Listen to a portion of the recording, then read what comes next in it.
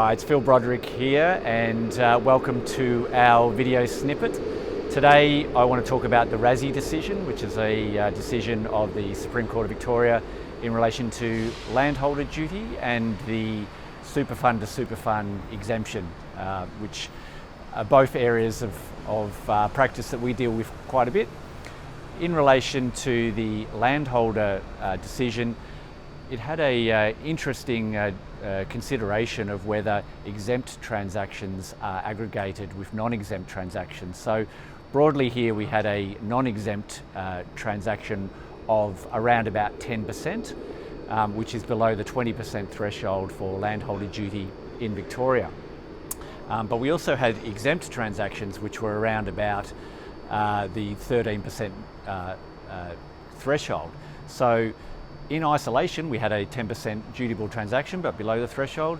But in combination with the exempt transaction, we had over the 20% threshold. So the court was asked to examine, do you aggregate the exempt transaction so that you're over the 20% threshold, and ultimately that 10% acquisition is also dutiable.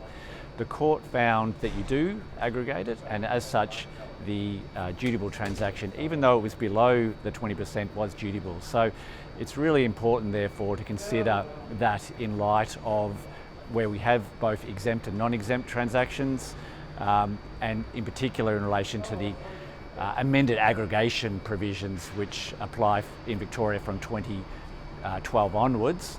You need to be really careful with aggregation. The other part of the case that was very interesting was in relation to the application of the superfund to superfund exemption, and that applies for both dutiable property and land-rich units.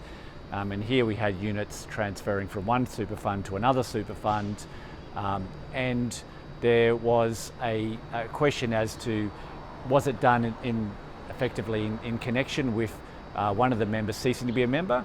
In particular, that not everything happened at the same time, and the court usefully found that everything doesn't need to happen at once, as long as that transfer of dutiable property, units or real estate is in connection with that member ceasing to be a member of the superfund.